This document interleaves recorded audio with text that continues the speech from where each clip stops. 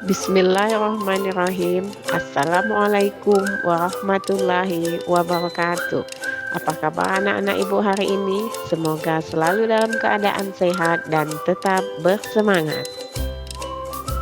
Kembali bertemu dengan Ibu Diana Nasution dalam Pendidikan Agama Islam dan Budi Pekerti di kelas 7. Pada kesempatan kali ini kita akan belajar bab 10 yang berjudul Islam memberikan kemudahan melalui sholat jamak dan qashar.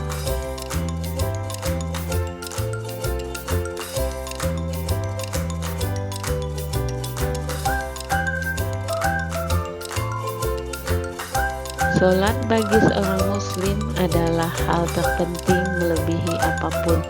Sampai-sampai Rasulullah SAW ketika menjelang wafatnya berpesan agar umatnya tidak meninggalkan sholat dalam keadaan apapun. Sholat adalah tiang agama. Siapa yang mendirikan sholat, ia mendirikan agama. Dan siapa yang meninggalkan sholat, maka ia telah merobohkan agama. Sebelum kita melanjutkan materi, perhatikan dulu gambar-gambar berikut ini.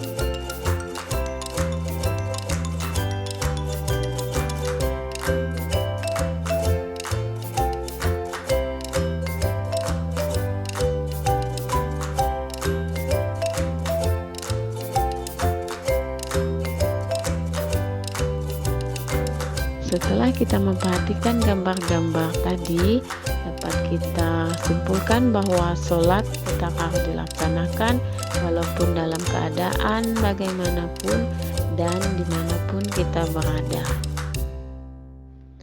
Nah, sekarang kita akan membahas yang namanya sholat jamak. Sholat jamak artinya sholat fardu yang dikumpulkan atau digabungkan. Maksudnya, sholat jamak menggabungkan dua sholat fardu dan mengerjakannya dalam satu waktu saja. Hukum sholat jamak adalah boleh bagi orang yang berada pada kondisi darurat seperti dalam perjalanan jauh. Sholat jamak adalah merupakan salah satu kemudahan yang diberikan oleh Allah SWT agar kita tetap melaksanakan sholat, karena sholat memang tidak boleh ditinggalkan. Sholat jamak dibagi menjadi dua, yaitu sholat jamak takdim dan jamak takhir. Sekarang kita akan lihat dulu apa itu jamak takdim. Sholat jamak takdim adalah sholat yang dilakukan dengan cara menggabungkan dua sholat fardu dan dilaksanakan pada saat waktu sholat fardu yang pertama. Adapun contohnya yaitu sholat zuhur dan sholat asar digabungkan dan dilaksanakan pada waktu zuhur. Demikian juga sholat maghrib dan sholat isya yang dilaksanakan pada waktu maghrib. Nah, sekarang kita akan lihat sholat jamak takhir. Sholat jamak takhir adalah sholat yang dilakukan dengan cara menggabungkan dua sholat fardu dan dilaksanakan pada waktu yang kedua atau waktu yang terakhir. Contohnya sholat zuhur dan sholat asar yang dilakukan pada waktu sholat asar. Demikian juga sholat maghrib dan sholat isya yang dilaksanakan pada waktu isya. Untuk melaksanakan sholat jamak tentunya ada syaratnya. Adapun syarat untuk melaksanakan sholat jamak adalah sebagai berikut. Yang pertama, pada saat sedang melakukan perjalanan jauh atau kita lagi dalam perjalanan, jarak tempuhnya tidak kurang dari 80,640 km. Yang kedua, perjalanan yang dilakukan bertujuan baik, bukan untuk kejahatan dan bukan pula untuk maksiat. Yang ketiga, sakit atau kita dalam keadaan sulit. Yang keempat, sholat yang dijamak, sholat adaan atau sholat tunai, sholat yang akan kita kerjakan pada saat itu, bukan sholat qadha atau sholat pengganti. Dan yang kelima, berniat menjamak ketika takbiratul ihram. Selain sholat jamak, ada pula yang namanya sholat qashar. Sholat qasar adalah sholat fardu yang diringkas dari 4 rakaat menjadi 2 rakaat.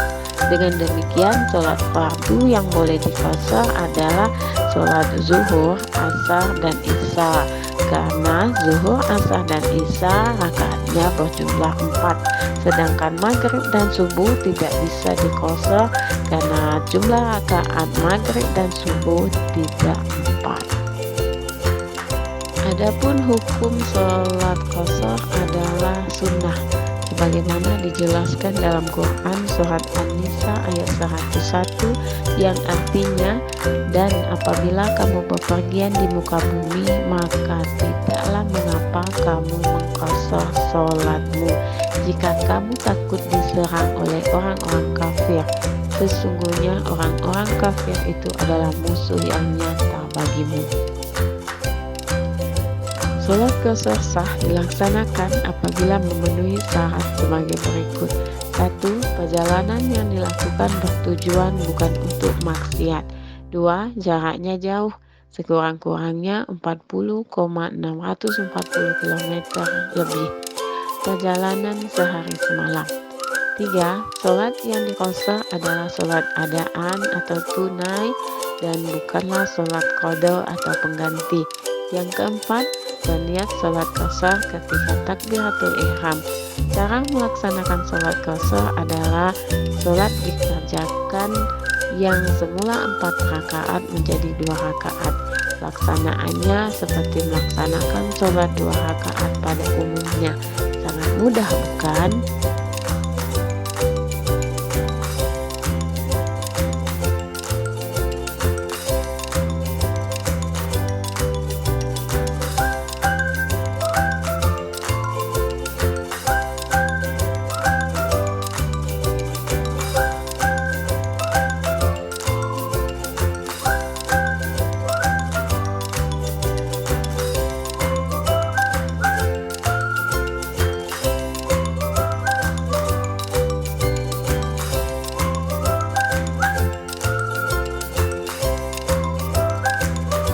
Alhamdulillahirrahmanirrahim, pembelajaran kita telah selesai.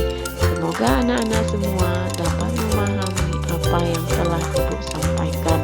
Sampai berjumpa kembali pada video pembelajaran selanjutnya. Assalamualaikum warahmatullahi wabarakatuh.